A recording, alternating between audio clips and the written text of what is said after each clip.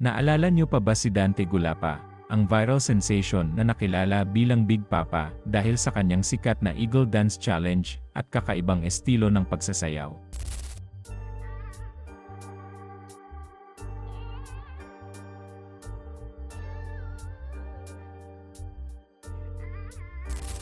Mula sa pagiging isa sa mga pinakasikat na personalidad sa social media noon, ngayon ay ibinahagi niya ang mabigat na realidad na kanyang kinakaharap matapos mawalan ng milyon-milyong piso dahil sa pautang at pagsasabong.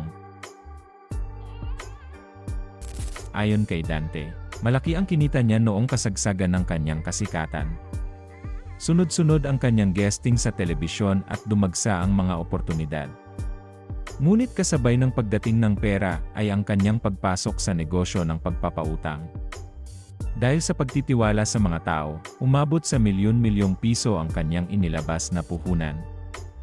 Sa kasamaang palad, marami sa kanyang mga pinautang ang hindi na nakapagbayad hanggang ngayon. Ikinuwento niya na bago pa man ang pandemya, mahigit 2.3 milyon pesos na ang nailabas niyang pera sa mga pautang. Bukod pa rito, mayroon pa siyang halos 1 milyong piso, hindi na nabawi mula sa iba pang mga taong umutang sa kanya. Habang pilit niyang sinisingil ang mga ito, unti-unti namang nauubos ang kanyang kapital. Hindi lamang pagpapautang ang naging dahilan ng kanyang pagkalugi.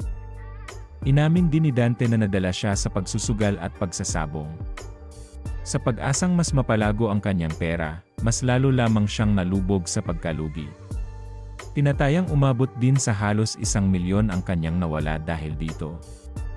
Sa ngayon, sinabi niyang unti-unti na niyang iniiwasan ang pagsusugal dahil maliit na lamang ang kanyang natitirang puhunan. Sinubukan din niyang bumangon sa pamamagitan ng iba't ibang negosyo tulad ng litsong manok, litsong baboy, mga inihaw na pagkain, crispy pata at crispy ulo. Ngunit matapos ang 3 buwan, napilitan siyang isara ang mga ito dahil hindi naging matagumpay. Maging ang plano niyang magpatakbo ng computer shop ay hindi rin umusad ayon sa kanyang inaasahan. Ayon kay Dante, isa sa pinakamalaking hamon niya ay ang kakulangan ng gabay at katuwang sa negosyo. Sa kabila ng lahat ng kanyang pinagdaanan, hindi nawawala ang kanyang pagmamahal sa pamilya, lalo na sa kanyang mga anak.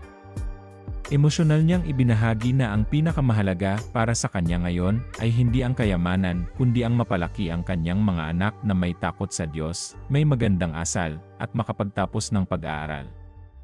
Bagamat aminado siyang mahirap ang kanilang sitwasyon, nananatili siyang kumakapit sa pananampalataya at humihingi ng lakas at gabay sa Panginoon upang muling makabangon sa buhay.